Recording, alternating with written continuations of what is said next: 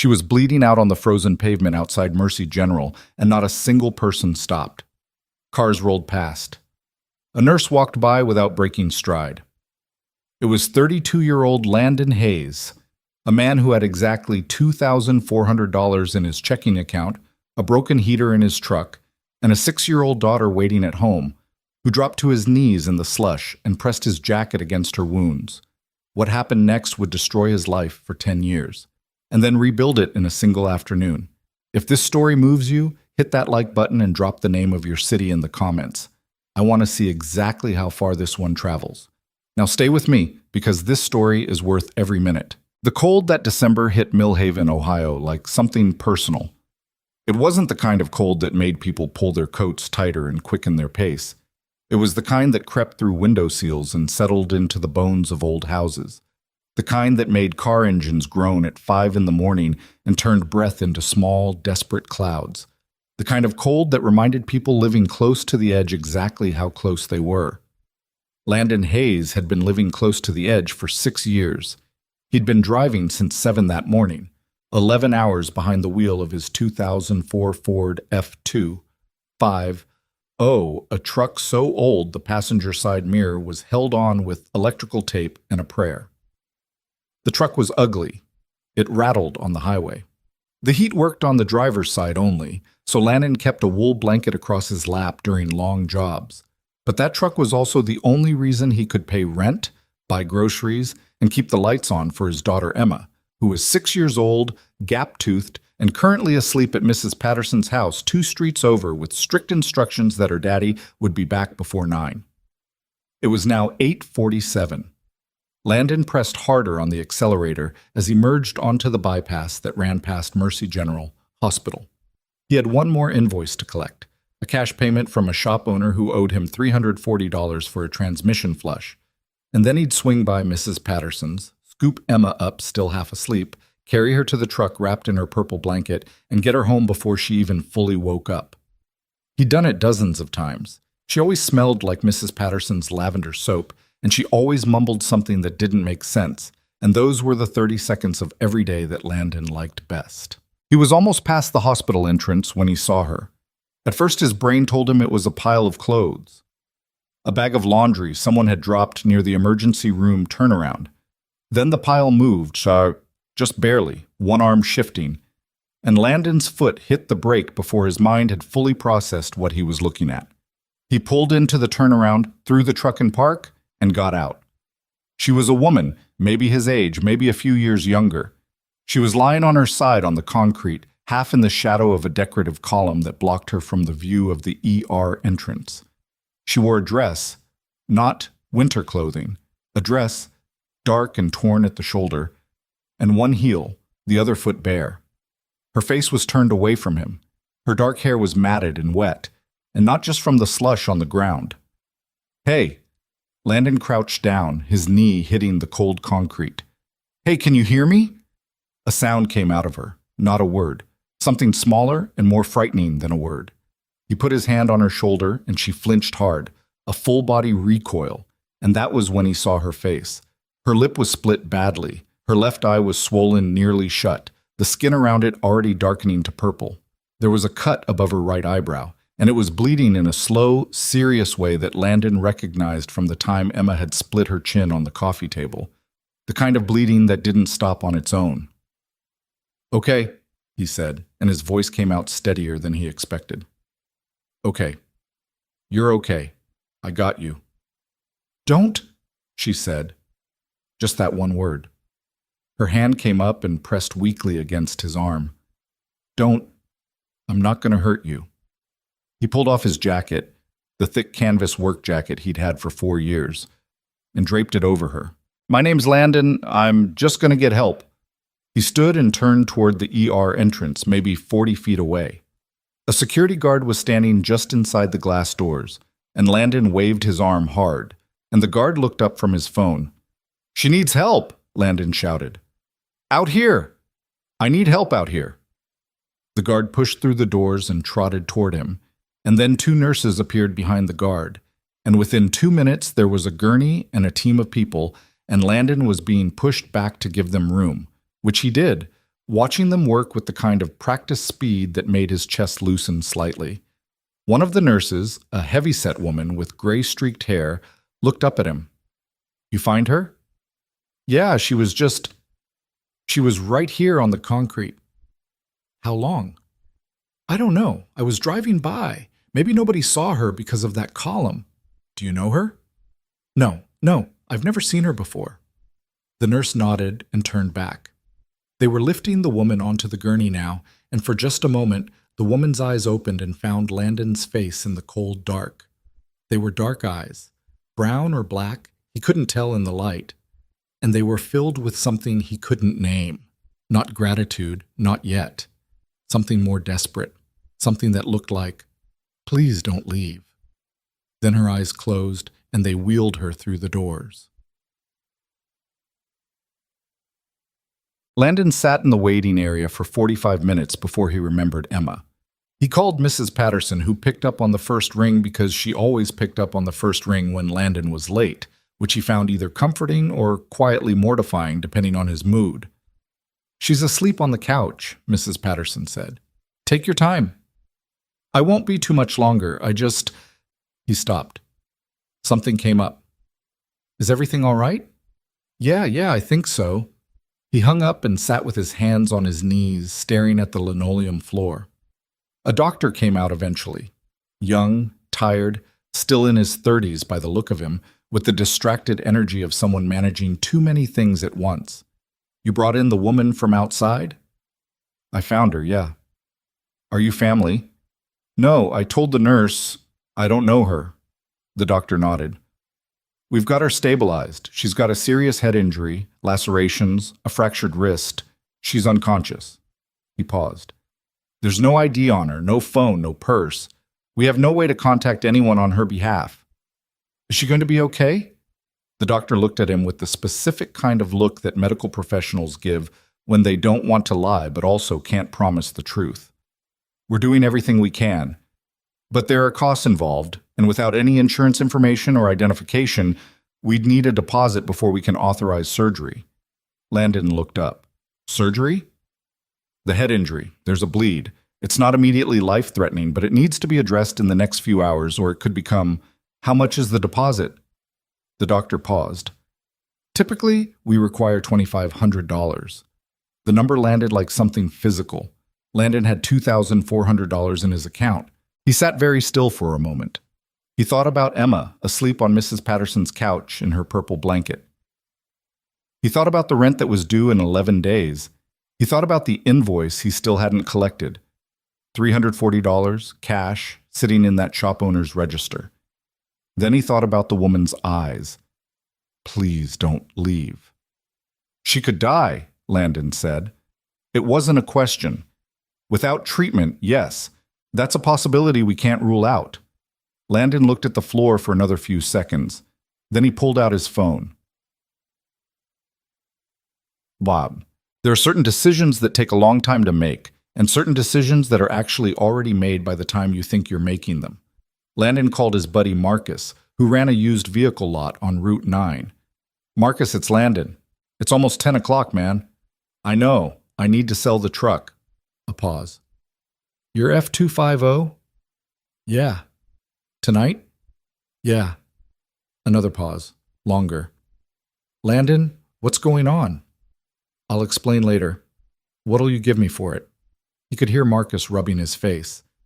"It's got 240,000 miles on it." "I know what it's got." "And the right side mirror is—" "Marcus, 2,600, Marcus said finally. "And I'm being generous because you're you."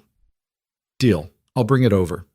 He drove the truck to Marcus's lot, signed the title over in Marcus's cold office under the buzzing fluorescent lights, and walked back to the hospital with $2,600 in cash in his jacket pocket.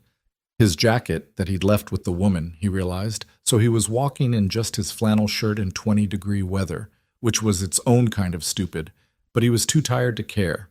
He paid the deposit at the admissions desk. The woman behind the counter looked at the cash, then at him. "Are you immediate family?" "No." "And your name?" Landon thought about it for maybe 2 seconds. "It doesn't matter," he said. "It's just a deposit for her surgery. I don't need anything back." Sir, I have to put something anonymous. Put anonymous. He pushed the cash across the counter. Just make sure she gets the surgery. He waited another hour. The doctor came back out and told him the procedure was underway, and it had gone to plan so far.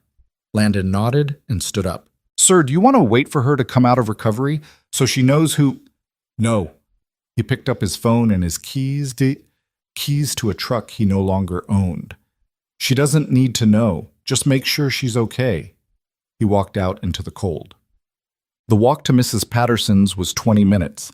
His flannel wasn't enough for the temperature, and by the time he knocked on her door, his hands were almost completely numb. Mrs. Patterson opened the door, took one look at him, and said, "Good Lord, where's your coat?" "I lost it," Landon said, which wasn't exactly a lie. She let him in without another question, and he stood in her warm kitchen, and she handed him a mug of coffee without being asked, which was the thing about Mrs. Patterson. She had a gift for identifying exactly what people needed and providing it without making them feel like they needed it. Emma was on the couch, fully asleep, one arm hanging off the edge. Landon sat in the armchair across from her and drank the coffee and watched his daughter sleep. Mrs. Patterson came and stood in the doorway. "You don't have to tell me what happened. I know. But you look like a man who did something he doesn't regret and is only now figuring out what it cost him." Landon laughed, which surprised him. A short, quiet sound. "That's pretty accurate." She nodded and disappeared back into the kitchen. He carried Emma to the truck and then remembered there was no truck and stood on the street for a moment feeling genuinely ridiculous. Mrs. Patterson called a cab without being asked, and he got Emma home, and she never woke up at all, and he put her in her bed and sat on the edge and looked at her small sleeping face for a long time. Then he went to his own bed and stared at the ceiling and ran the numbers in his head. No truck meant no mobile repair business. The mobile repair business was his entire income. He had $100 in cash and approximately $2,300 in the bank, the remainder after the deposit. He owed 11 days of rent in the amount of $975. He had 2 credit cards, both near their limits. He had no trade school degree, no college education, just 12 years of experience as a mechanic and one very nice set of tools that he owned outright. He made a mental list of people he could call for work. He thought about whether any of the local shops might be hiring. He thought about taking out another line of credit on the tools. He did not think about whether he had made the right decision. That question, somehow, didn't come up. What came up instead was the image of that woman on the cold concrete, the slush soaking through her torn dress, one shoe gone, bleeding from a cut above her eye that nobody had stopped for. All those people, all those cars, a nurse who hadn't broken stride. Landon had spent his whole life feeling invisible, the kind of person the world forgot to look at twice. He wasn't bitter about it, just aware of it. He was an ordinary man. He drove an ugly truck. He ate peanut butter sandwiches for lunch because they were cheap and filling. His greatest accomplishment was that his daughter was happy and cared for and believed, with complete confidence that her father could fix anything. He didn't know the woman's name. He didn't know where she came from, or who had hurt her, or whether she had family who loved her and would come looking. He knew nothing about her. He knew only that she had been left alone in the cold, and that he had been the one who stopped, and that given the chance to make the same choice again, he would make it the same way. He fell asleep somewhere around 2 a.m. The next morning, Emma woke him at 6:45 by climbing onto the bed and sitting on his feet. "Daddy." "Where's the truck?" He opened one eye. She was in her pajamas, the ones with the little foxes on them, and her hair was a spectacular disaster, and she was looking at him with the specific expression she used when she already suspected the answer, but wanted to hear him say it. "I sold it," Landon said. Emma considered this. "How come?" "Because someone needed help." She thought about that for a moment, her nose wrinkling. "What kind of help costs a whole truck?" "The important kind." Another pause, then, "Are we going to be okay?" He sat up and she climbed into his lap and he put his arms around her and looked out the window at the gray December morning, at the empty spot in the driveway where the F250 had sat for 6 years. "Yeah," he said, "we're going to be okay." He said it with the full confidence of a man who had absolutely no plan. But he said it without hesitating because Emma was 7 years old and she was looking at him, and some things you just have to say. He found out later, much later, through a neighbor who worked in hospital billing, that the woman had made it through surgery without complications, that she had been discharged, that no one on staff had been able to identify the anonymous man who had paid her deposit. Landon heard this and nodded and went back to work. There was a lot of work to do. The first week without the truck, Landon told himself it was temporary. That was the word he kept using in his head, temporary. The way you press a thumb against a cut to stop the bleeding, knowing it only works for so long. He made calls. He reached out to 3 shops in Millhaven about mechanic positions, 2 more in the next town over. He updated a resume he hadn't touched in 7 years, sitting at the kitchen table after Emma went to bed, staring at the document and feeling faintly embarrassed by how thin it looked. 12 years of experience, all of it in a truck, all of it mobile, none of it attached to a shop name anyone would recognize. Donnie Marsh at Marsh Auto. Otto on Route 9 told him to come in for a conversation, which Landon did, wearing the one collared shirt he owned that didn't have grease worked permanently into the cuffs. Donnie was a heavy-set man in his mid-50s who chewed the end of a pen while he talked and had a framed photo of a base he'd caught behind his desk like it was a college diploma. "You're good with engines," Donnie said. It wasn't a question. He'd seen Landon's work over the years. "Yeah. Problem is I'm fully staffed. 2 guys in the bays, and I can barely keep them busy through January. I could do overflow work, part-time to start." Donnie chewed his pen. "I could maybe use you Fridays and Saturdays, cash, 40 an hour." It was less than half of what Landon had been clearing per hour on his own, but he said yes before Donnie finished the sentence and shook the man's hand and walked out to the parking lot and sat in Marcus's loaner car. Marcus had lent him a rusted Civic for 2 weeks out of what Landon chose to believe was friendship and not pity, and did the math on his phone. 2 days a week at $40 an hour, maybe 6 hours per shift. $480 a week before taxes. Rent was $975 a month. Groceries ran him around $280. Emma's after-school care was $180. Utilities, phone, minimum payments on the credit cards. The number kept growing, and the $480 kept looking smaller and more inadequate. He called his sister in Columbus. "I need to borrow some money," he said, "just to get through the next couple months while I find something more stable." There was a pause on her end. His sister Carol loved him, but she had her own mortgage, her own kids, and a husband who kept a spreadsheet of every dollar that left their accounts. "How much?" she said. $800. Another pause. "Landon, what happened to the truck?" "I had to let it go." "You had to? How? Why?" He didn't want to explain it. He'd told almost no one what he'd done that night outside Mercy General. It wasn't modesty exactly. It was more that explaining it required him to also explain that it had left him in a difficult position, and he didn't want anyone calculating what the selflessness had cost him, least of all Carol, who would feel guilty and then angry on his behalf. "It just didn't work out," he said. "It's complicated. It's always complicated with you." She didn't say it cruelly. She said it the way sisters say things, with exhaustion and affection blended together in equal measure. "I'll send 600. That's what I can do without Jeff noticing immediately. Carol, don't thank me. Just figure it out, okay? You've got Emma to think about." He already knew that. He thought about nothing else. The 600 came through 2 days later, and Landon used it to cover the gap in rent, told his landlord Dale Richfield he'd have the rest by the 15th, and went to work his first Friday shift at Marsh Auto. He was good at it. He'd always been good at it.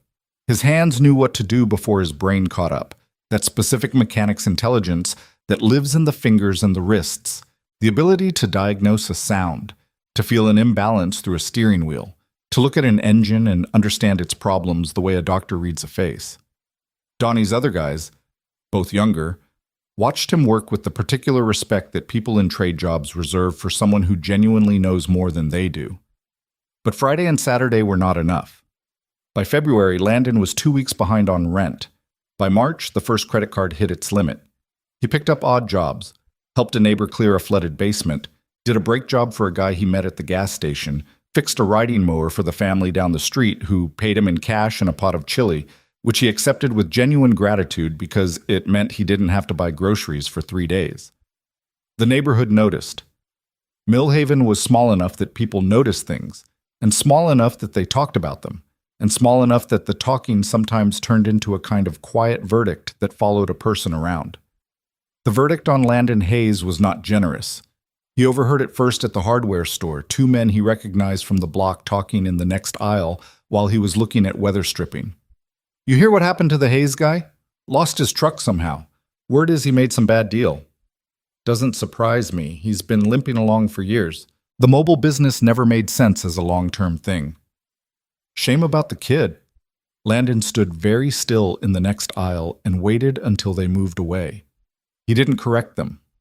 There was no version of the correction that didn't make him sound like he was asking for credit, and that wasn't what he wanted. He'd made the choice without expectation of anything in return, and that was still true, and he wasn't going to cheapen it by using it as a defense against people in hardware stores. But it sat in him. The way unfair things sit, not loudly, just steadily, like a stone in a shoe you've decided to walk with. Emma, for her part, adapted with the flexibility of children who don't fully understand what's being adapted to. She stopped asking for things, stopped asking for the new backpack she'd mentioned in January, stopped mentioning that some of her classmates were going to the water park for a birthday party. Landon noticed her not asking, which was worse than the asking would have been. He bought her the backpack anyway, secondhand, and she lit up over it the way only kids who've learned not to expect things light up over small surprises. "Dad," she said, holding the backpack, which was purple with a small embroidered bear on the front flap. "This is exactly what I wanted." "I know," he said. She gave him a hug that was too tight for a 7-year-old, and he hugged her back and breathed through it. Summer came, and with it a partial reprieve. Longer days, more odd jobs. A 2-month stretch where Donnie let him pick up a third shift on Wednesdays. He got slightly ahead of the rent. He paid down one of the credit cards by $150. He bought Emma a second-hand bike and spent a Saturday afternoon in the driveway teaching her to ride it, running alongside her up and down the block while she screamed and laughed, and finally, on the 6th try, found her balance and flew ahead of him, straight and fast and terrified and exhilarated all at once. He stood in the middle of the empty street and watched her go, hands on his knees, breathing hard, and that was the best day of that year. But summer ended, as summers do. That fall, Donnie Marsh had a mild heart attack and closed the shop for 6 weeks while he recovered, and those 6 weeks cost Landon everything he'd built back up, and then some. He picked up whatever he could find. He applied to 3 more shops. 2 didn't call back. The third offered him a position at $32 an hour, no benefits, Tuesday through Thursday only. He took it. Dale Richfield, his landlord, came by in October with a look on his face that meant the conversation was going to be uncomfortable. "I've been patient, Landon." "I know you have, Dale. But I've got a mortgage on this property. I've got my own situation." Dale was 63, a retired postal worker, and genuinely not a cruel man. He had the expression of someone delivering bad news they didn't want to deliver. "You're 3 months behind in total." "I know, I have most of it. I need the full amount by the end of the month, or I have to start proceedings." He said proceedings the way people say medical words they learned recently, carefully, with a slight self-consciousness. "I'm sorry. I don't want to do this, but I can't keep carrying it." "I understand," Landon said. Dale left, and Landon sat at the kitchen table and looked at the numbers again. The full amount owed was $2,925. He had $610 in his account. He had 11 days. He called Carol again. "I can't," she said before he'd finished explaining. "Jeff found out about the last time, and it became a whole... I just can't right now, Landon. I'm sorry." "It's okay." "Have you looked into assistance programs? Yeah, I'll look into it." He didn't look into it. He spent the next 4 hours sitting at that table working through every other option he had. And when he ran out of options, he made a list of his tools and looked up what each one was worth secondhand. His tools were good, Snap-on mostly, accumulated over 12 years, and he loved them the way mechanics love good tools, which is a specific and almost irrational love. But they were also the only thing between him and unemployment, and selling them would be like a carpenter selling his hands. He sold 2 of the less essential ones, a torque wrench, a set of diagnostic scanners he could replace eventually with cheaper models. It got him $380.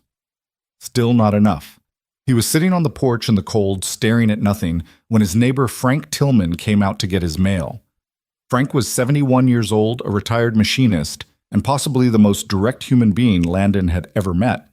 He looked at Landon on the porch the way you look at something that needs fixing. "You look terrible," Frank said. "Thanks, Frank." "What's the situation?" Landon told him.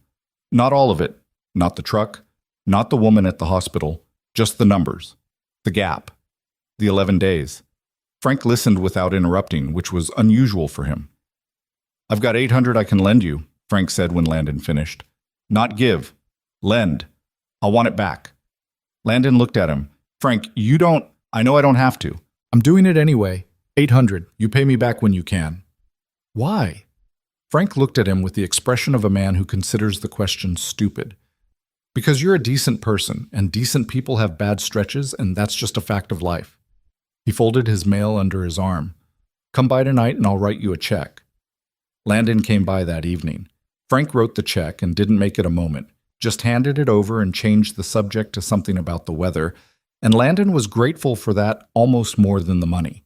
It wasn't enough to cover the full amount, but between the check in his account and the tool money, he got it down to a gap of $435, and he told Dale, and Dale gave him 2 more weeks, and he covered the rest by doing a full engine rebuild for a guy named Tomas, who'd found him through word of mouth and paid him under the table in a combination of cash and a Visa gift card, which Landon accepted without comment.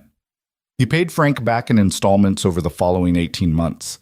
The years moved the way hard years move, slowly inside them, and then, when you looked back, shockingly fast. Emma turned 8, then 9. She started reading above her grade level, which made Landon unreasonably proud, the kind of pride that sat in his chest all day every time he thought about it.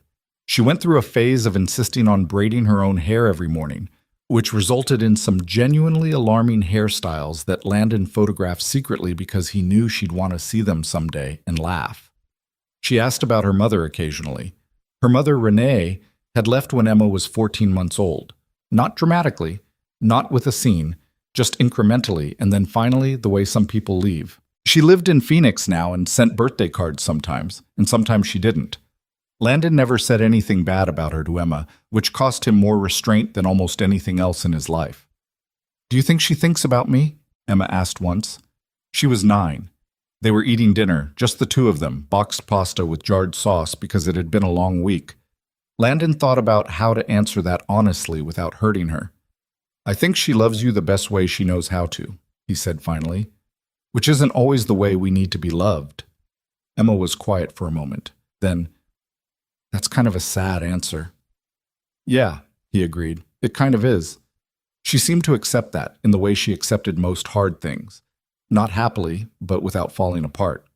She was resilient in a way that made him proud and broke his heart slightly at the same time, because children shouldn't need that much resilience at 9 years old, and the fact that she had it meant she'd had to develop it. Meanwhile, across the country in ways Landon would not learn about for years, other things were happening. Victoria Sterling had come out of the hospital 3 days after her surgery with a healing wound above her eyebrow and a fractured wrist and a splint, and no memory of how she had gotten to the hospital. The last thing she remembered clearly was the parking garage. After that, fragments, cold pavement, a man's voice saying, "You're okay. I got you." The blurred interior of the ER. She'd asked about the man. The nurses described someone who had walked in off the street, paid a deposit in cash, refused to give his name, and left before she was out of surgery. She asked about the jacket, a heavy canvas work jacket that had been around her shoulders when the ER team found her. It was logged in the hospital's lost and found. She went and retrieved it personally. It smelled like motor oil and cold air, and something chemical she couldn't identify, but that she would later learn was transmission fluid. There was nothing in the pockets but a Walmart receipt for a box of granola bars and a set of small socket wrenches dated the same night. She kept the jacket. Her family had people looking within the week. Her father's security team, 3 investigators, her personal attorney. They pulled hospital security footage from the night of December 14th and watched a man in a canvas work jacket carry her toward the ER entrance, speak to the security guard, wait in the lobby, and eventually leave on foot in the direction of Route 9 at approximately 10:45 p.m. The footage was grainy. The man was around 6 feet tall, lean but broad in the shoulder, dark hair, mid-30s. He'd never looked directly at any camera with his full face. The investigators ran the truck plates captured in the parking lot footage, an old Ford F-250, and traced it to a sale at Marcus's used lot on Route 9, which had gone through on the same night. The lot's record showed the truck had been sold by one Landon Hayes of 14 Cormer Street, Millhaven, Ohio. Victoria Sterling had a name and an address within 2 weeks. She flew to Millhaven in January and drove past 14 Cormer Street in a rental car and saw a house with peeling paint on the porch trim and a rusted-out Civic in the driveway. She saw, through the front window, a man eating dinner at a kitchen table with a small girl who was talking with her hands. She sat in the rental car for a long time. Then she drove away. She went back to her attorney and said, "I want to know everything about what that man's life looks like right now. Finances, work situation, everything. Don't contact him. Don't let him know. Just find out." The report that came back was not good. She read it 3 times, alone in her office in Chicago, and she sat with it the way you sit with information that changes the shape of things. This was a man who had paid for her surgery by selling the only asset that kept his business alive, who was now working part-time for 2 different shops at wages that couldn't cover his bills, who was behind on rent, who was raising a daughter alone, who had never told anyone what he'd done for her. She made a decision sitting there, but she didn't act on it immediately. The decision required resources that didn't yet exist, not in the form she needed them. She was 30 years old, and the Sterling family business was successful, but still primarily her father's, and what she was planning required something that was fully hers. So she built it. She had always been good at the operational side of the business: logistics, fleet management, contracts. She had an instinct for systems. She went to her father with a proposal for a healthcare transportation subsidiary, a fleet of medical transport vehicles serving hospital networks across the Midwest, and her father, who trusted her instincts even when he didn't fully understand them, gave her the capital to start it. She worked 18-hour days for the next 3 years. She hired well, which was the most important thing.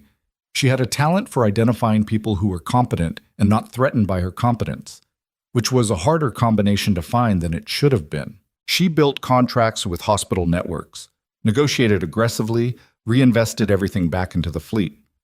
And in the margins of all of it, she kept the file on Landon Hayes updated. She had someone check in quarterly, not intrusively, just enough to know. He was still in Millhaven. He was still behind.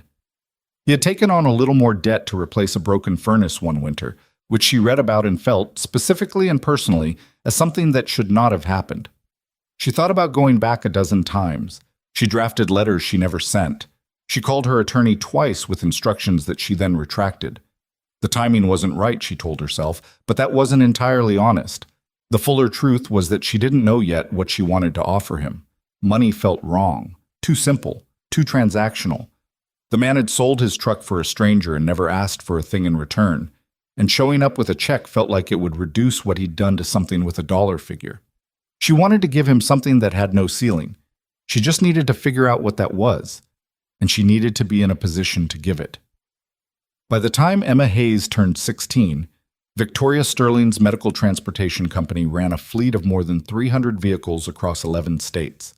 She had been on the cover of 2 business magazines. Her father had retired and left her fully in charge of the family portfolio.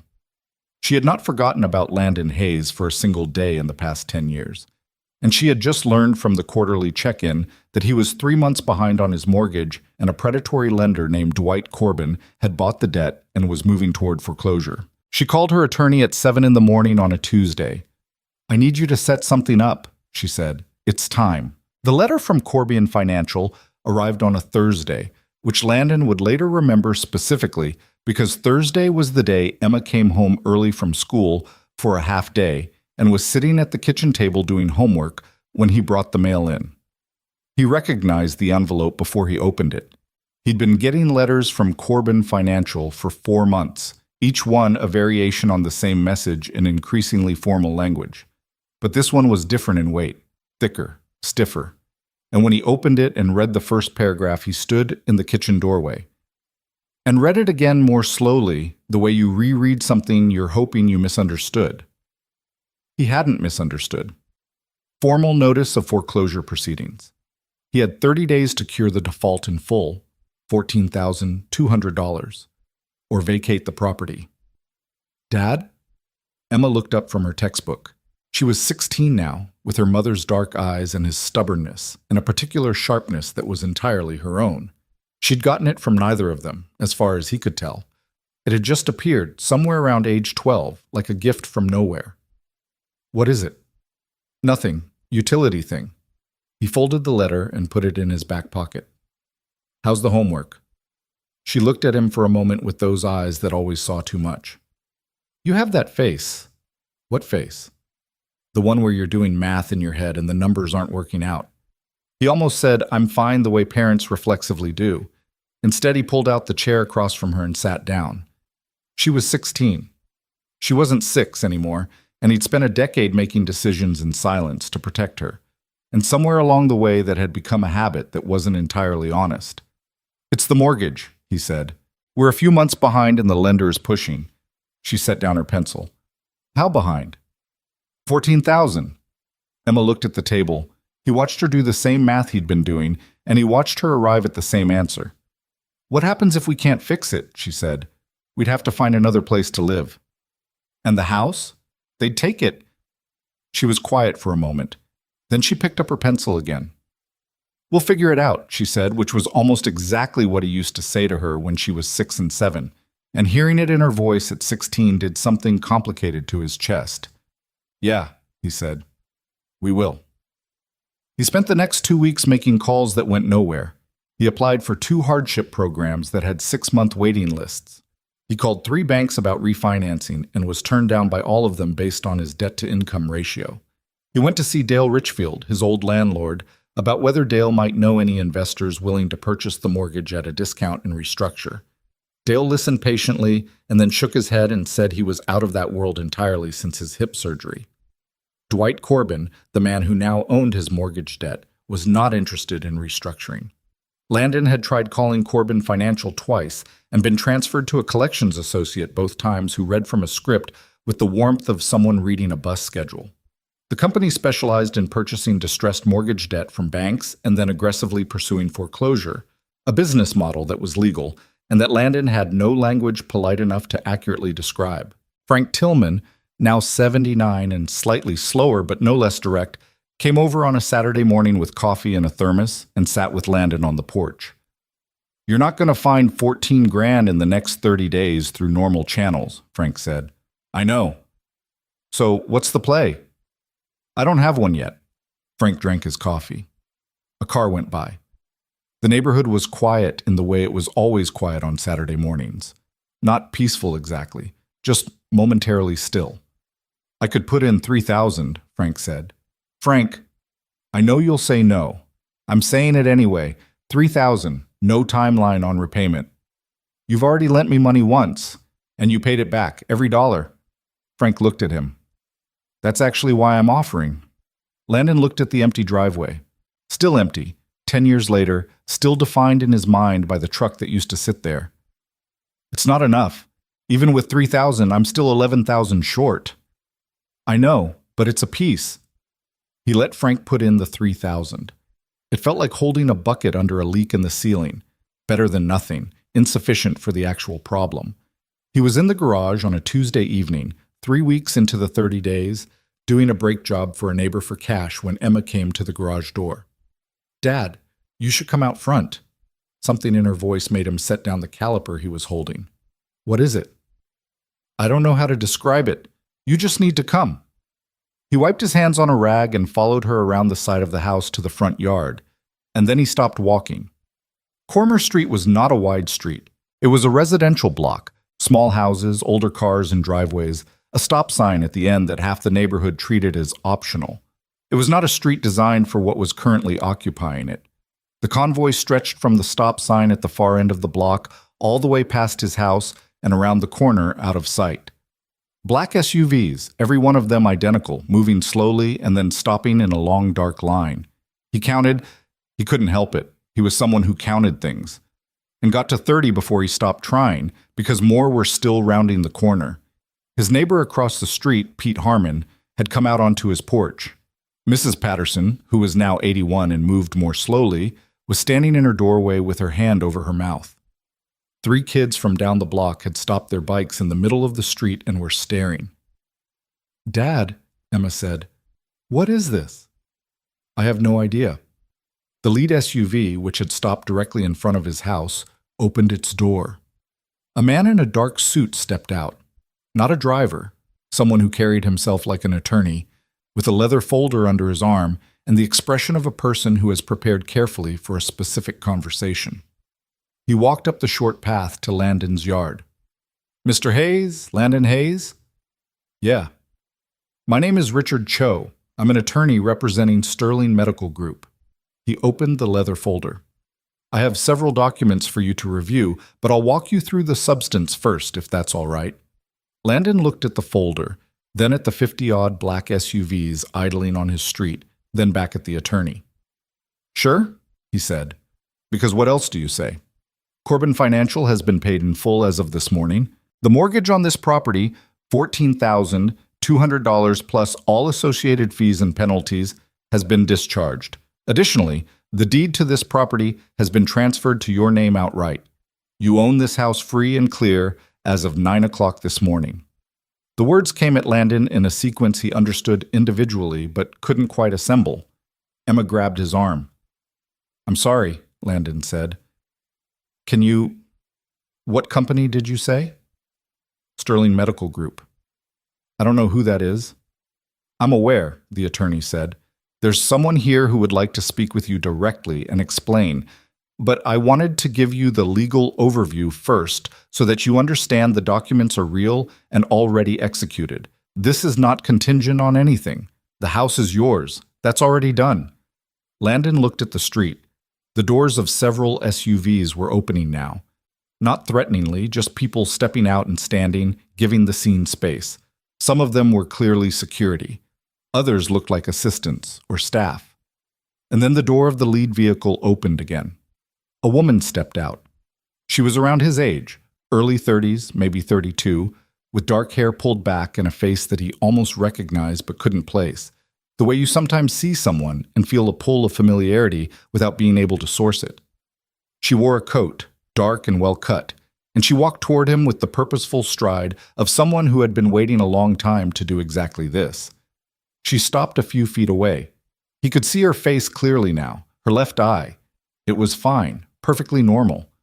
But above her right eyebrow, almost hidden by the way her hair fell, was a scar. Small, faint, silvered with time. The specific shape of a wound that had been stitched carefully and healed well but never fully disappeared. Something moved in Landon's memory. A cold night. A column of shadow outside an emergency room. A woman in a torn dress, one shoe bleeding from above her right eyebrow. "You," he said. It came out quiet, almost without volume. "Me," Victoria Sterling said. They stood there for a moment in the middle of Cormer Street, with 50 SUVs idling behind her and half the neighborhood watching from their porches, and the attorney standing off to the side with his leather folder, and Emma gripping Landon's arm so hard he could feel her pulse. Victoria's eyes were steady but not entirely composed. There was something in them that was being held carefully in place, the way you hold a full glass. 10 years, she said. "I've been looking for 10 years. I didn't want to be found," he said. It came out more honest than he intended. "I know. The hospital told me you wouldn't give your name. It wasn't about getting credit." "I know that too." She paused. "That's actually the whole point." Around them, Pete Harmon had come down from his porch. Mrs. Patterson had walked out to her yard. The kids had abandoned their bikes entirely. Other neighbors Landon recognized, and a few he didn't, were appearing from houses up and down the block, drawn by the sheer implausibility of 50 black SUVs on a residential street in Mill Haven, Ohio. "You sold your truck," Victoria said, "to pay for my surgery." A few of the neighbors visibly reacted. He heard Pete Harmon say something low to his wife. "It was the right thing to do," Landon said.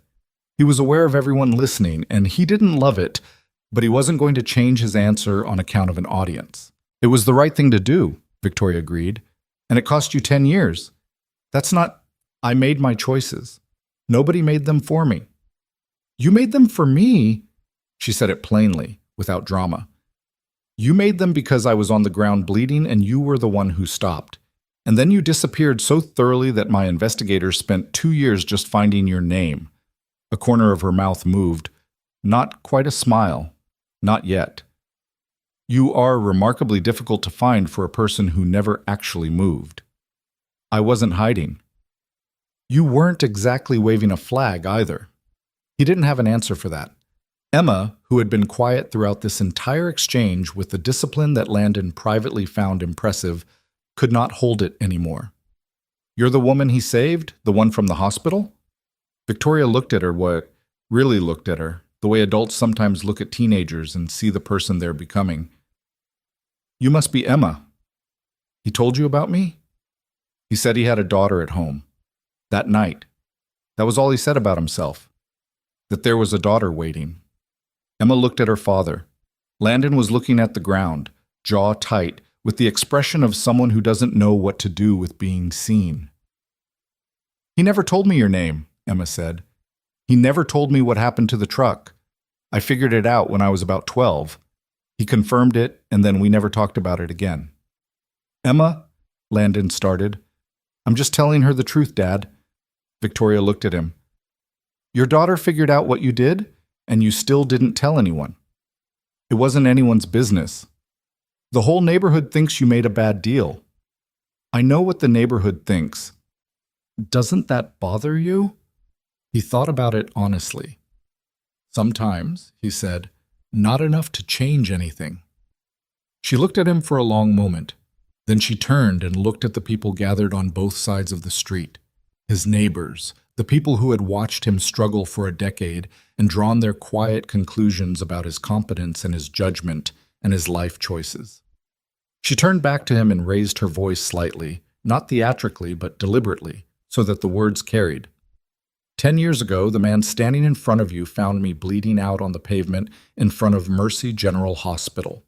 No ID, no phone, nobody looking for me. He stopped when no one else did. He paid for my emergency surgery by selling the truck that ran his entire business. He did it for a woman he'd never met, and he never asked for a single thing in return. Not recognition, not repayment, nothing. He did it and walked away. She paused. Everything I've built in the last 10 years, my company, my family's expansion into medical transportation, the fleet that now serves hospitals across 11 states, exists because this man was driving past the right place at the right time and made the choice to stop. The street was very quiet. Pete Harmon looked like he'd swallowed something uncomfortable. The woman 2 doors down who had said something at the school fundraiser years ago about Landon's bad business decisions had gone very still. Landon was staring at his shoes. He could feel Emma beside him, and he could feel her hand tighten on his arm, and he didn't trust himself to look at her right now. Mr. Hayes, Richard Cho said, stepping forward again. The property transfer is complete. You have no remaining mortgage debt. Additionally, there are no liens, no outstanding penalties, and no— I heard you the first time, Landon said. He said it without rudeness. He was genuinely just processing. He looked at Victoria. You didn't have to do this. I know. I didn't do it so someone would pay me back. I know that. She met his eyes. I didn't do it to pay you back. I did it because Dwight Corbin was about to take your house, and that was not going to happen. Not for something I can prevent. She paused. The debt is gone. The house is yours. That part is non-negotiable, and it's already done. What I want to talk to you about now is something different. He looked at her warily. The wariness wasn't distrust exactly, more the instinct of someone who'd learned that things that sound too complete usually come with conditions. There's more? He said. There's more, she confirmed. But that part, the house, the debt, that has nothing to do with what comes next. That's just correcting something that was wrong. She looked at him steadily. What I want to talk to you about next is what I want to build, and I want you to be part of it. Around them, the neighborhood was still watching. 50 black SUVs idled on Cormer Street. The sky was that specific gray of Ohio in autumn, flat and close, and the light was the kind that makes everything look slightly more real than usual. Too sharp, too present. Landon Hayes stood in his front yard, which was apparently now actually his front yard in a way it hadn't been an hour ago, and looked at the woman whose life he'd bought with a truck he couldn't afford to lose. "I'm a mechanic," he said. "Just a mechanic." Victoria Sterling looked at him with the expression of someone who has thought about a moment for 10 years and is now standing inside it. "I know exactly what you are," she said. They ended up at his kitchen table. It felt strange. 50 SUVs and a team of attorneys and half the neighborhood watching. And then suddenly it was just the two of them sitting across from each other with mugs of coffee that Landon had made because he didn't know what else to do with his hands. And Emma had tactfully disappeared upstairs with a discretion that she definitely hadn't inherited from him. Victoria had sent her team to wait. All of them. Richard Cho with his leather folder, the security staff, the drivers. They were outside, standing around the convoy on Cormer Street, and Landon had a brief mental image of Pete Harmon trying to make conversation with men in black suits and almost smiled. The coffee was from a grocery store brand that came in a red can. He thought about apologizing for it, and then decided that was a ridiculous thing to apologize for. Victoria didn't seem to notice or care. She wrapped both hands around the mug and looked at him across the table with the direct, unhurried focus of someone who had been rehearsing this conversation for a long time and had decided at the last moment to throw out the script. "I want to tell you what I've been thinking about building," she said. "And then I want you to tell me honestly what you think is wrong with it. You're asking a mechanic to critique a business plan. I'm asking the person I trust most in this situation." She said it simply, without inflation. "That happens to be you, and you happen to be a mechanic." He didn't know what to do with that, so he drank his coffee. She told him about the facility she had in mind. Not an abstract concept. She had clearly been developing this for some time, because the details were specific in the way that only actually thought-through plans are specific. There was a property on the east side of Millhaven, an old Deacon Brothers automotive facility that had been sitting vacant for 4 years since the company consolidated its Ohio operations.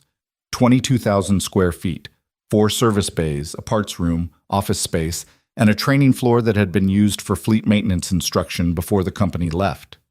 Her plan was to purchase it, retrofit it, and open it as a dual-purpose operation.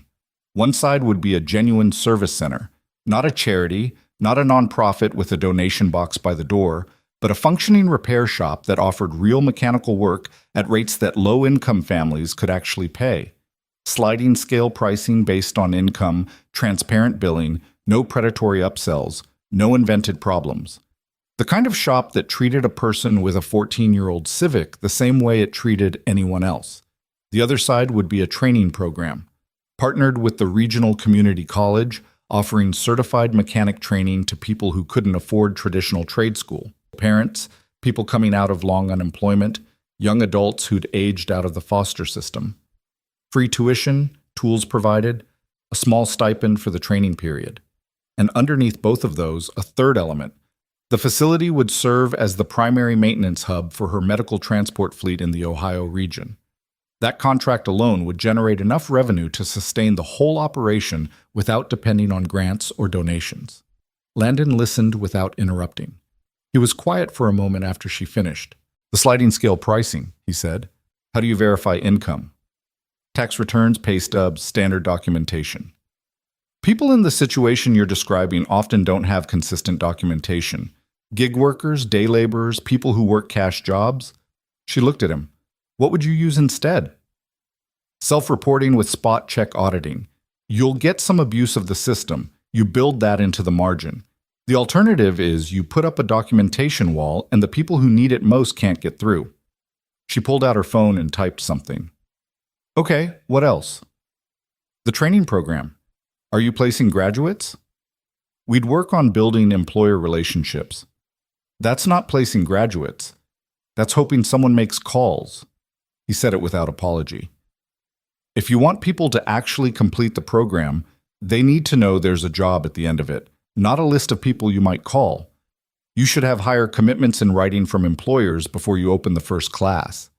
Sterling's fleet buys you at least some of those automatically." She typed again. There was something in her expression, Not surprise exactly, more like confirmation of something she'd suspected. "You've thought about things like this before," she said. "I've spent 10 years watching what happens to people who need help, but can't navigate the systems that are supposed to give it to them." He turned his mug in his hands, "Including myself." "Then you understand why I want this to exist." "I understand why it should exist. That's not the same as thinking I should be the one running it." There it was. She had been waiting for it, the thing he'd been moving toward since she first told him about the facility. "Why not?" she said. "Because I'm a mechanic. I know engines. I know transmissions. I don't know how to run a facility with a training program and a fleet contract and a sliding scale billing system. You'd have staff for all of that, an operations manager, a billing coordinator, a program director for the training side. You'd have my team as a resource for everything you don't know." "Then what do you need me for?" She looked at him steadily. "Because none of those people know what it costs to make the choice you made. And this facility, what it's for, what it's supposed to mean, it needs someone at the center of it who understands that." She paused. "The families who come through that door need to look at whoever's running the place and feel like that person actually gets it. Not someone who read a paper about economic hardship, someone who lived next to it for 10 years. Landon was quiet. Outside he could hear something. Voices. The faint sound of Pete Harmon laughing at something, which meant Pete was talking to the security people, which meant Pete was being Pete. "I'm not a symbol," Landon said finally. "I don't want to be the face of somebody else's mission." "Good. I don't want a symbol. I want someone who will tell me when my sliding scale pricing model has a documentation wall problem." She leaned forward slightly. "I want the person who actually knows what a brake job costs versus what people can pay for one. I want the person who spent 10 years doing under-the-table work for neighbors because the formal systems failed them." She met his eyes. "You've been running an informal version of exactly this operation for a decade. I'm just asking you to do it with a building and a budget." He sat with that for a long moment. The thing was, she wasn't wrong. He knew she wasn't wrong. He'd spent years doing exactly what she'd described, fixing cars for people who couldn't afford shop rates, teaching a kid down the block how to change his own oil because the kid's single mother was paying for everything on a home health aid salary. He'd bartered labor for groceries, accepted payment plans that he never enforced, fixed things for free when the alternative was a family without a working car in a town with no bus service. He'd done it because it needed doing, not because it was a program, not because someone was tracking outcomes. "You said the facility would be dedicated to helping low-income families," he said. "Whose name is on that dedication?" She understood the question immediately. "I was thinking about that," she said. "I don't want it named after me. It's not about me." "Then who?" A pause. "I was thinking that was your call." He looked at the table. He thought about Frank Tillman, 79 years old, who had handed him a check without making it a moment. He thought about Mrs. Patterson, who had picked up on the first ring every time he was late, who had given Emma lavender soap and a warm couch without ever asking for anything in return. He thought about the neighbor who'd paid him in chili that winter and the look on that family's face when their minivan started again, and the particular dignity that came from having a working car when you were barely making rent. "There's an old man named Frank Tillman who lives 2 doors down," Landon said. "He's the one who kept this family from losing the house 4 years ago. He lent me money twice and never once made me feel bad about needing it." Victoria smiled. A real one. The first fully unguarded one he'd seen from her. "The Tillman Center." "He'd hate it," Landon said. "He'd absolutely hate having his name on a building." "Then he'll have to live with it." Landon laughed. It was a short sound, slightly rough, but real. Victoria laughed too, and it broke something open in the kitchen, some formality, some accumulated weight. And for a moment they were just two people sitting at a table with bad grocery store coffee, finding something funny. Then Landon said, "I need to think about it. I know. I can't just say yes to something this big at a kitchen table. I know that too." She wrapped her hands around her mug again. "I've been planning this for years. You've known about it for 40 minutes. Take your time." "What does the role actually look like, day to day?" She walked him through it. He'd be the facility director, not a ceremonial title, an operational one. He'd oversee the service bays, which he could work in himself if he wanted to, which she suspected he would. He'd be the primary liaison with Sterling's fleet management team for the maintenance contract. He'd sit on the selection committee for the training program and work with the program director on curriculum for the practical components. He'd report to her directly, which she said without hierarchy, not report to me the way a boss says it, but the way someone says, we'll work together. The salary she named made him go very still. It wasn't obscene. It wasn't the kind of number that people read in magazine profiles about executives. But it was more than double what he'd made in any single year of the last decade, and it came with health insurance, which he hadn't had in 6 years, and he had a very specific physical reaction to hearing it. Something in his shoulders dropped about an inch. He hadn't known they were up there. "Emma's 16, he said, almost to himself. "I know. She's got 2 years of high school left. If she gets into a good college, the training fund I'm setting up includes educational assistance for facility staff family members." He looked at her. "You already had that in the plan?" "I added it," she said, "when I found out how old she was." He didn't say anything for a moment. There was something about the specificity of it, not a grand gesture, just a quiet addition to a plan, made because she'd read a file and seen a number and thought about what it meant for a girl who was 16. That got to him more than the 50 SUVs had. He stopped. "You didn't have to. Stop saying I didn't have to do things. I know I don't have to. I'm doing them anyway." She looked at him directly. "You spent a decade telling yourself that what you did for me was just the right thing to do, and that was enough. And it was. But the right thing to do doesn't mean it shouldn't also be acknowledged." "I don't need acknowledging." "I know you don't need it. I'm doing it anyway." A pause. "Also, your daughter needs health insurance and a college fund, and if you're too stubborn to accept something for yourself, you might at least accept it for her." That was the one that got him. He could feel it land accurately and without cruelty, exactly where she'd aimed it. Emma appeared in the kitchen doorway. She had the look of someone who had not been eavesdropping, but had definitely been within earshot for a while, which Landon chose not to address. "There are like 50 men in suits standing outside our house," Emma said. "Pete from across the street is out there trying to get one of them to take a selfie with him." "Is the man taking the selfie?" Landon asked. "He looks like he wants to die, but he's being polite about it." Victoria covered her mouth with her hand. Emma looked at her, then at her father, then at the 2 mugs on the table. She had the specific perceptiveness of a 16-year-old who grew up paying attention, which was a combination that missed very little. "Are you going to say yes?" Emma said. Not to Victoria, to him. "I'm thinking about it." "What's there to think about?" Emma. "No, seriously, Dad. What is the actual thing you're worried about?" He looked at his daughter. She was standing in the kitchen doorway in her school clothes with her hair falling out of whatever she'd done with it that morning, and she was looking at him with the particular expression she'd had since she was about 7. The one that said, "I see you doing the thing where you talk yourself out of something good because you don't think you've earned it." He'd never told her that was what he was doing. She'd figured it out herself. "I don't know how to run a facility," he said. "You didn't know how to run a mobile business either until you did it. That was different. That was just me in a truck. And this is you in a building, so it's bigger." She shrugged, which was a thing she did when she was making a point she considered obvious. "You're good at fixing things. That's the whole point of the place. You fix things."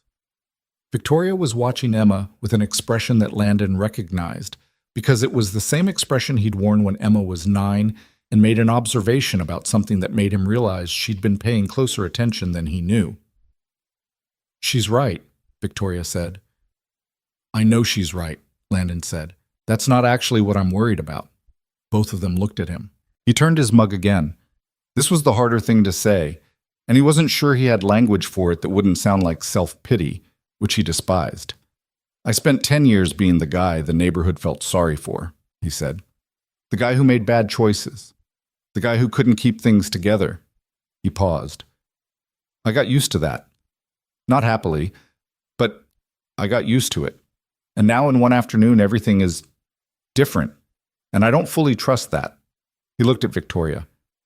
I don't fully trust that this is real and permanent and not something that falls apart in 6 months when the circumstances change. The kitchen was quiet.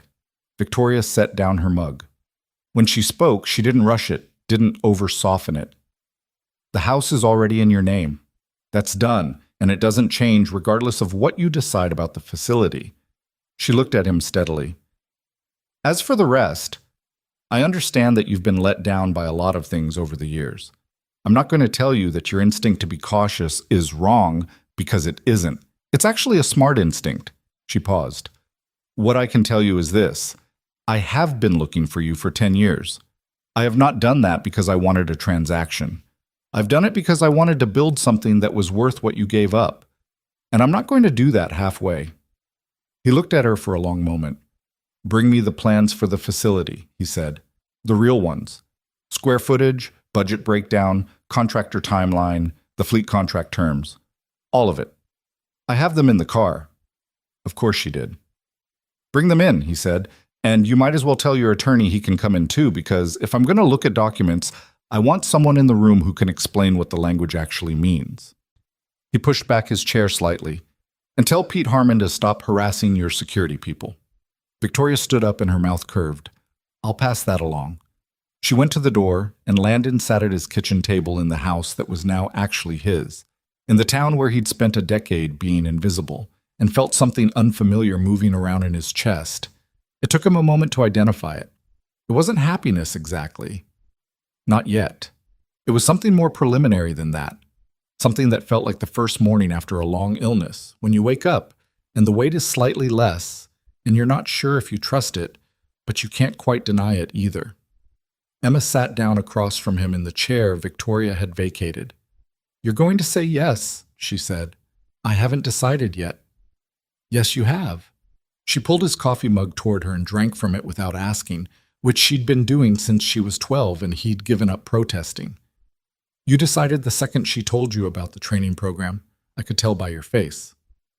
You couldn't tell by my face. Dad, I have been reading your face my entire life. You decided. She set the mug down. You're just making her prove she's serious first, which is actually a smart thing to do. He looked at his daughter, 16 years old, entirely too perceptive, wearing a school shirt with a small paint stain near the collar from an art project 2 weeks ago that he'd failed to get out in the wash, and felt the specific weight of having done something right, even when so much else had gone sideways. When did you figure out about the truck? He said.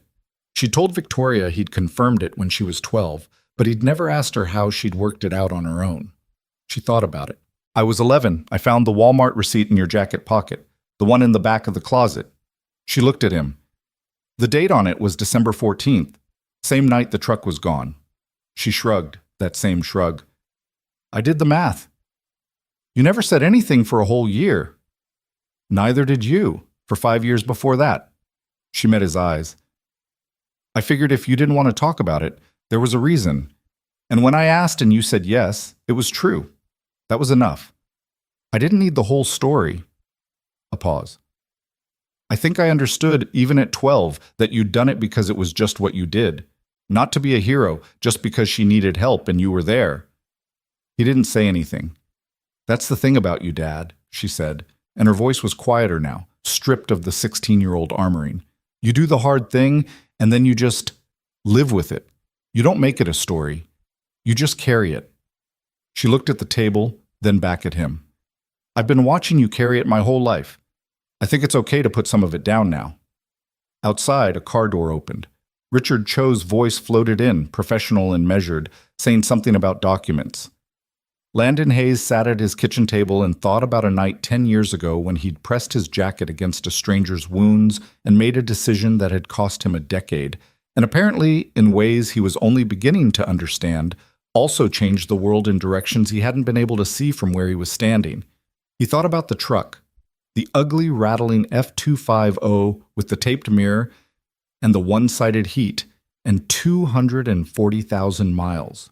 He thought about driving it away to Marcus's lot in the dark, signing the title under fluorescent lights, walking back to the hospital in a flannel shirt in 20-degree weather with $2,600 in cash in his pocket.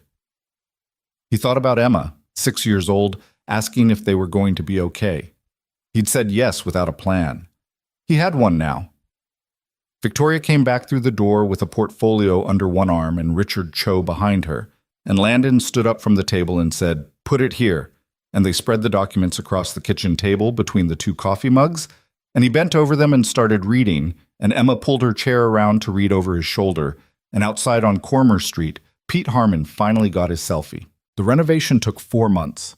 Landon was there for most of it, not supervising in any official capacity during the first weeks, just showing up, which was a habit he couldn't break. He'd drive by the old Deacon Brothers facility on his way to the shop where he still picked up shifts, and then one day he stopped driving by and started going in, and nobody questioned it because Victoria's construction crew had apparently been told to expect him. The building was worse than the architectural plans had suggested, the way old buildings always are once you open the walls. The electrical was a generation behind code. 2 of the service bay floors had stress fractures that needed to be resurfaced entirely before any lift equipment could be installed safely. The training floor had a ventilation problem that the original plans hadn't accounted for, which mattered significantly in a space where people would be working around engines and solvents for hours at a time. Landon found the ventilation problem on his 3rd visit by standing in the middle of the training floor for 10 minutes and paying attention to where the air wasn't moving. He called the number Victoria had given him for the project manager, a precise and slightly harried woman named Diane, and told her what he'd found. Diane was quiet for a moment. "Our HVAC contractor signed off on that floor." "Your HVAC contractor didn't stand in the middle of it with an engine running," Landon said. "I'm telling you what I'm feeling. The northwest corner is a dead zone. You put 20 people in there working on motors, and you've got an air quality problem within the first hour." Diane sent someone out the next day. Landon was right. It cost an additional $28,000 to fix correctly, which Landon felt bad about for approximately 48 hours before deciding that $28,000 was considerably less than the cost of making people sick in a facility designed to help them. He told Victoria about it on the phone that evening. "Good catch," she said. "Expensive catch, and still good." A brief pause. "How are you feeling about the timeline? Diane says you've been there almost every day." "I'm not trying to step on anyone's process." "I know you're not. I'm asking how you're feeling about the timeline." He thought about it honestly. "Nervous," he said, "about whether we can actually deliver what we're promising to people." "What specifically?" "The training program. We're telling people there's a job at the end of it. I've got 5 employer commitments in writing, which is what we agreed on, but 5 is a thin margin if one of them pulls out." "I'll make 2 more calls this week," Victoria said. "Who do you want?" "There's a fleet management company out of Dayton that services state vehicles. If we could get them, send me the name tonight." He sent it. She called him back 3 days later with a signed letter of intent from the Dayton company, which brought the guaranteed placement commitments to 6, and Landon taped it to the wall of what was going to be his office, and stood there looking at it for a moment longer than was strictly necessary. The office was small and had a window that looked directly into the main service bay, which was exactly what he'd asked for. He wanted to be able to see the floor from his desk, not to monitor people, just to see it, to know what was happening. He'd spent too many years working in places where the person nominally in charge had no actual feel for what was occurring 10 feet away from them, and he didn't intend to be that person. He was painting the office himself on a Saturday, a plain gray that he'd picked because it was practical and didn't show grease smudges, when Frank Tillman appeared in the doorway. Frank looked around the space with the unhurried assessment of a man who had spent a career in manufacturing and knew what buildings looked and felt like when they were being done right versus when they were being done adequately. "Not bad," Frank said. "The floor's new. Bay equipment arrives Wednesday." Frank walked to the window and looked through it at the service floor below. "You're going to put a lift in each bay? 2 heavy-duty, 2 standard. The medical transport vehicles need the heavy-duty clearance." Frank nodded. He was quiet for a moment, and Landon knew him well enough to know he was working up to something. "I heard they're putting my name on this place," Frank said. Landon kept painting. "That's the plan." "I didn't agree to that." "Nobody asked you." A silence. "Landon." "Frank, You lent me money twice when nobody else would. You didn't make it weird.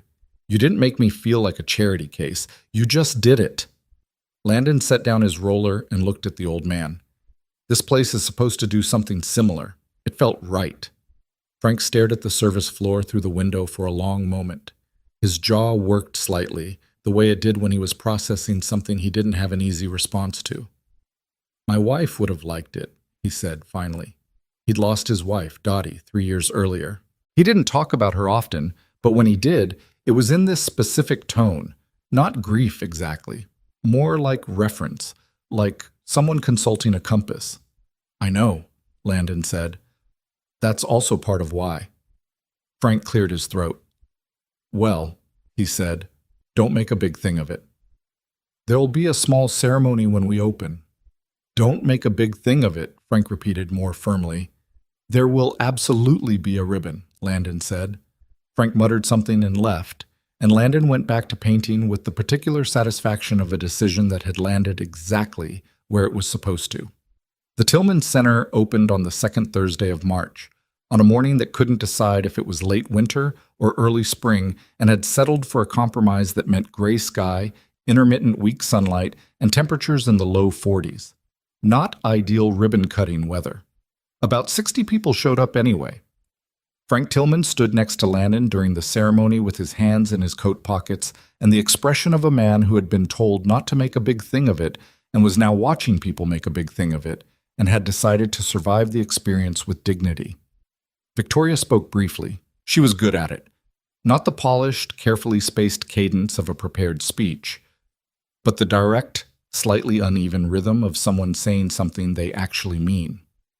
She talked about what the facility was for and what she hoped it would become. And she talked about what it had taken to get here. And she looked at Landon when she said that last part, and he looked back at her with the flat, don't make it a thing expression he'd been deploying all morning. Emma was in the front row in a dress she'd bought at a secondhand store and altered herself, which Landon had only found out was secondhand when she mentioned it casually the night before. She was beaming in the way she almost never allowed herself to beam publicly, the unself-conscious brightness of someone watching something they'd believed in arrive. Landon cut the ribbon with a pair of utility scissors because he couldn't find proper ribbon-cutting scissors and wasn't going to waste 40 minutes searching for the right prop. The first appointment in the service bay was at 10 that morning. A woman named Paulette Reyes, 43, who worked as a home health aide and had been told by 2 shops that her 2009 Dodge Caravan needed a transmission replacement that would cost her $4,400. She'd been driving it anyway, putting off the repair, until the van had started hesitating badly enough that she was scared to take it on the highway. Landon looked at the van himself. The transmission didn't need replacement. It needed a fluid flush, a solenoid replacement, and a sensor calibration. Total parts cost came in under $200. Labor, under the sliding scale she qualified for, was $60. He brought her back to the bay to show her what had been wrong and what they'd done, which was something he'd always done with customers when he ran his own operation. Not because it was required, but because he believed people deserved to understand what was happening to the thing they depended on. Paulette looked at the parts he showed her, listened to his explanation, and then said, with a very flat effect, "The first shop wanted $4,400. I know. For a flush and a sensor." "It happens more than it should," he said. She looked at him for a moment. "Who do I complain to about the first shop?" He gave her the number for the Ohio Bureau of Motor Vehicle Collision Repair Registration, which handled complaints about deceptive repair practices. She wrote it down in her phone with the focus of someone intending to actually use it. That was the first day. The first training cohort started 6 weeks later. 12 people, 8 men and 4 women, ranging in age from 19 to 47. The youngest was a kid named Jerome, who'd been working at a car wash since he was 17 and had taken apart and rebuilt a lawnmower engine at 14 just to see if he could. The oldest was a woman named Sandra, who'd been laid off from a factory job 18 months earlier and had decided at 47 that she was going to learn something new rather than wait for the factory world to want her back. Landon didn't teach the formal curriculum. That was handled by a certified instructor he'd hired through the Community College Partnership, a methodical man named Gil who had 20 years of dealership experience and the rare ability to explain technical things without making people feel stupid for not already knowing them. But Landon was in the training room most days. He answered questions. He demonstrated things. He told the 12 people in the first cohort, on their first morning, something he hadn't planned to say but found himself saying anyway.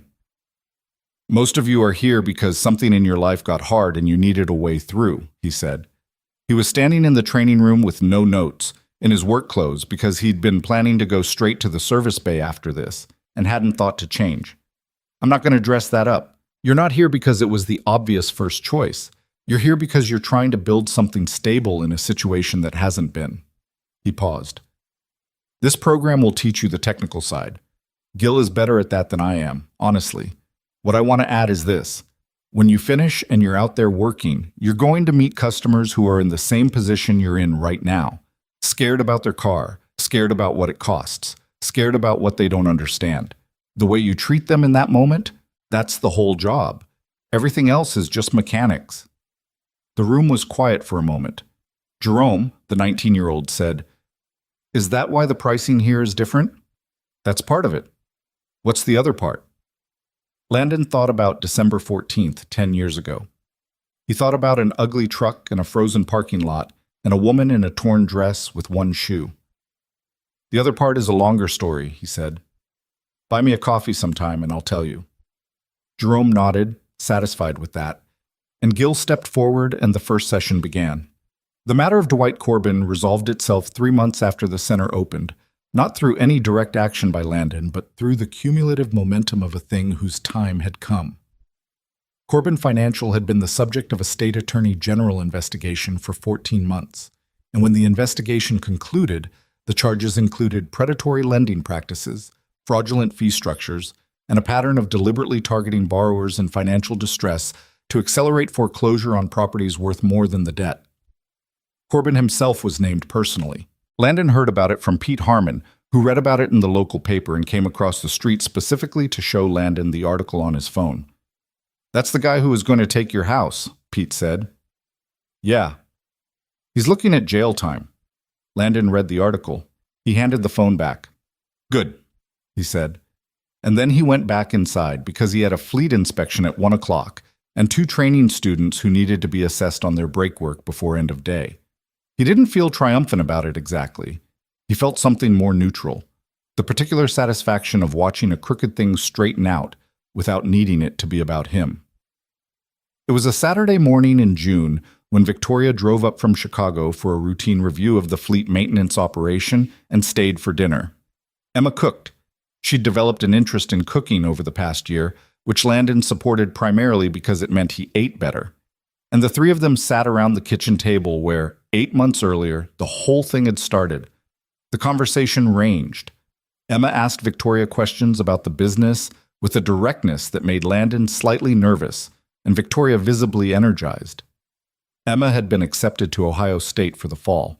Mechanical engineering, which Landon had not seen coming, but which, when she told him, felt immediately and obviously right.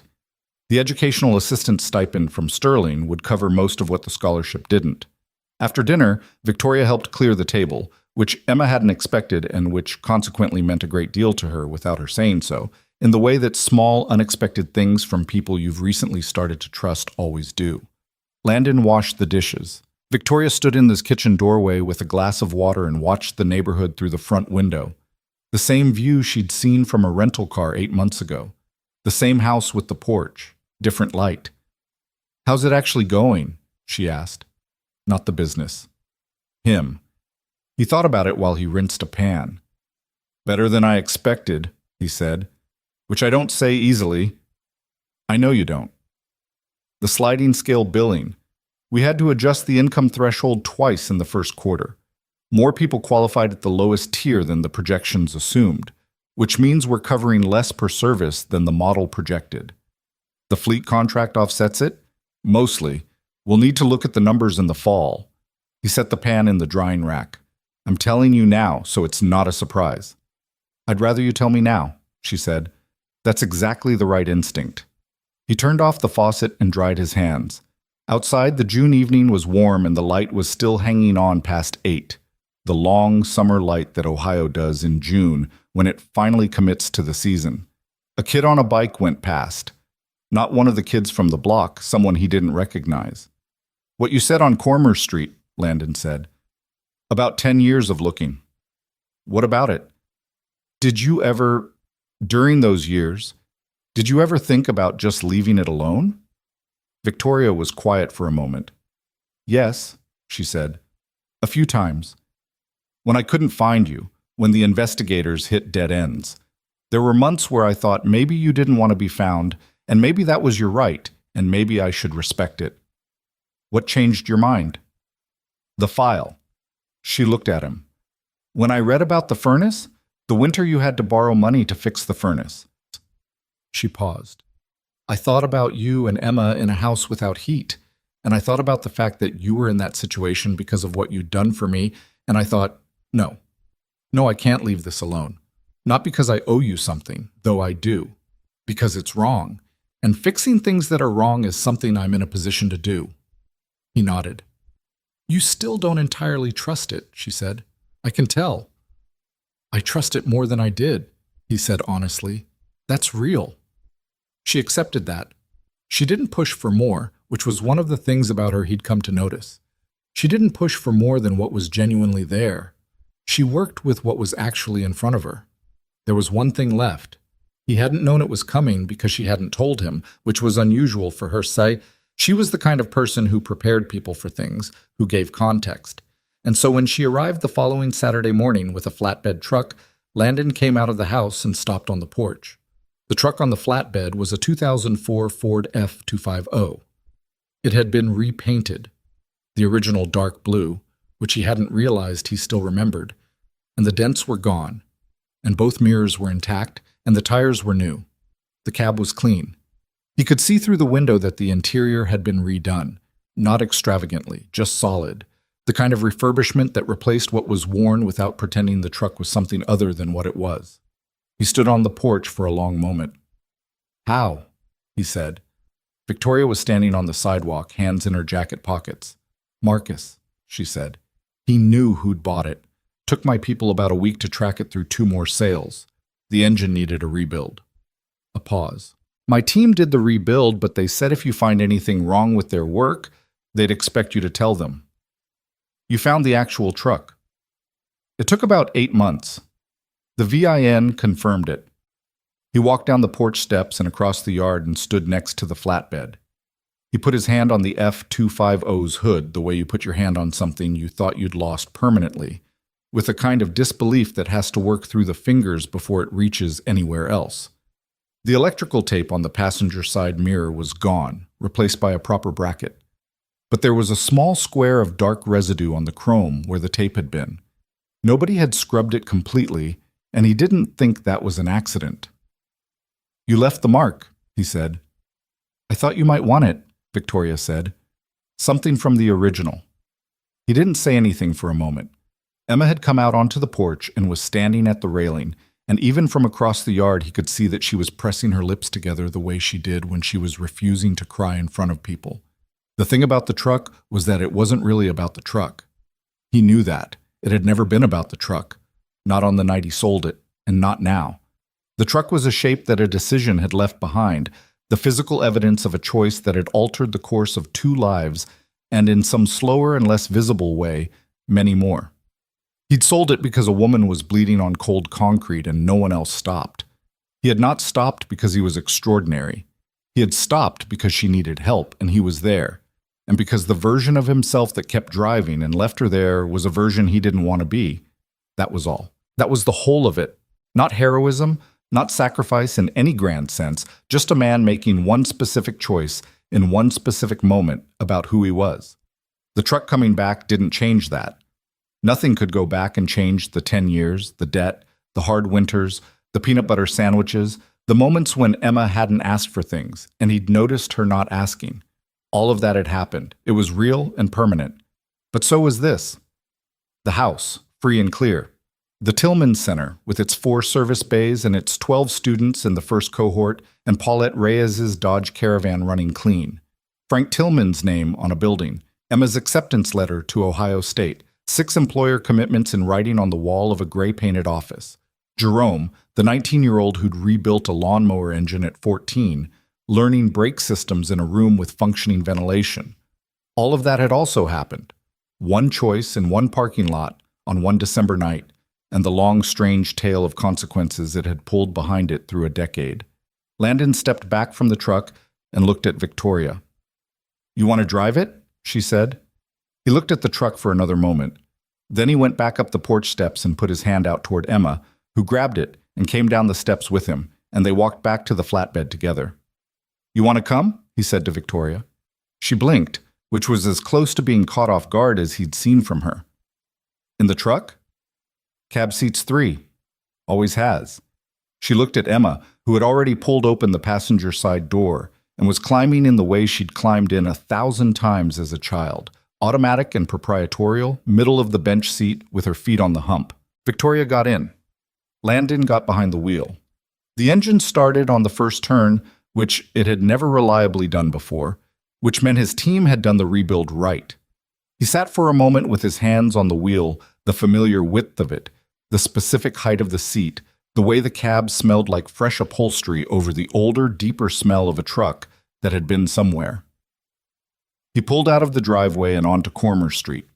They drove through Millhaven, past the stop sign at the end of the block, past Dale Richfield's old rental properties, past Marsh Auto, where Donnie was visible through the bay window working on something with his back turned, past the hardware store, past the elementary school where Emma had been in first grade when the truck was gone, where she'd carried her secondhand purple backpack and learned not to ask for things, past Mercy General Hospital.